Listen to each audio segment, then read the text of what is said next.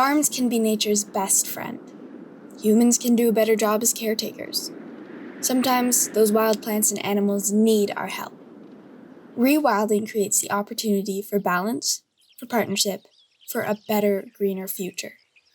A better future for all of us. ReWilding. In 1972, a boatload of earthy, back-to-the-land hippies started a commune at the west end of Amherst Island. Most of them had never been in the country before. Most of them had never been on a farm before. What they did know was that society was smelling off, and they wanted to do something about it. By the mid-70s, the commune dissolved, but the members who remained formed Topsy Farms, a business built on those hippie ideas of harmony with the land and the animals and each other. And they got sheep. They got a lot of sheep. And they figured out how to raise them all year round in Canada, outdoors, so that those animals are happy and healthy and sleeping under the shady trees and grazing the green pastures. That is fundamentally a part of who we are. Topsy Farms has always been welcoming of visitors. In the 90s, we went a little bit further and opened an outlet shop here on the farm called the Wool Shed. We turned our raw wool into blankets and yarn and other value-added goods. In 2018, Topsy Farms faced a big choice. Some of those founding members were of retirement age and needed to get their equity out of the business. Here was the question: do we sell off the land? Do we sell off the animals? Do we pay them and walk away? Or do we take out a big, giant, scary mortgage and work this land as hard as we possibly could? That's what we chose, and that is what we have been doing for the last 3.5 years. We live in a spot that is surrounded by water and good people. Our Victory Garden project is an extension and continuation of that idea.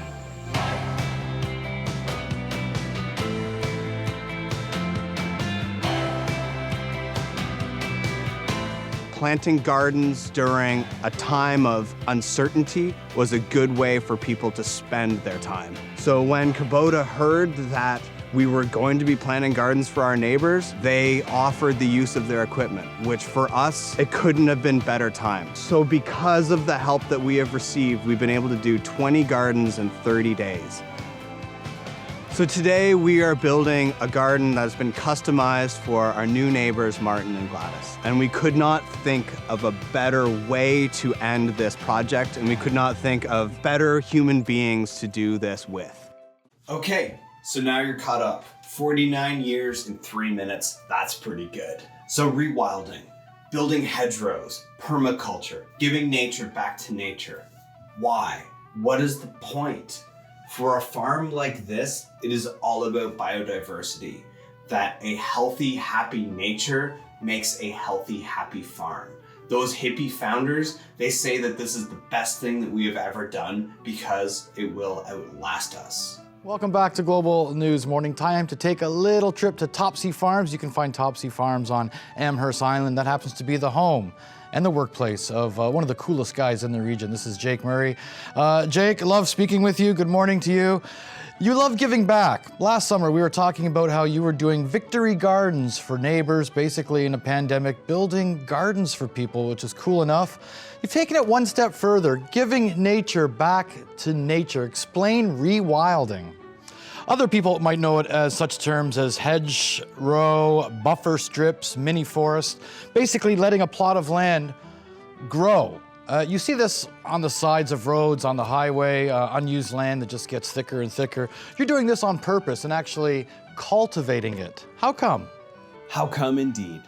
Well, our goal is 1 kilometer worth of hedgerow and buffer strip and permaculture forest put back to the exclusive use of nature by 2023. It is a thing we have wanted to do for decades, but now we finally have the follow-through and the ambition to actually make this happen.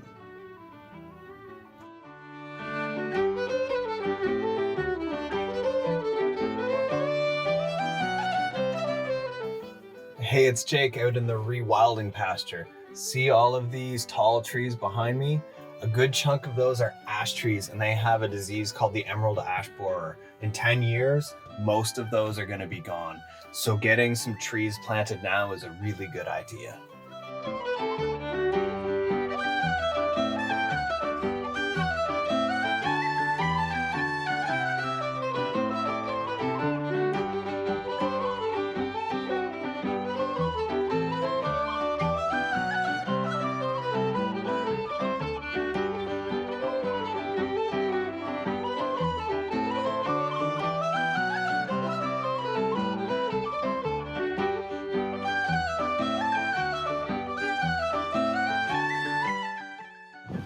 Hey everybody, just wanted to do a quick video of what we accomplished yesterday.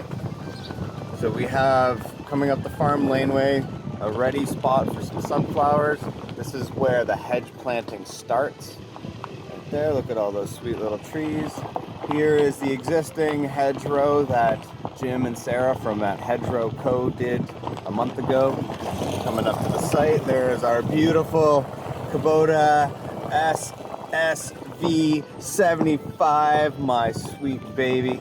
Oh yeah, and then here's our hedge. Look at this.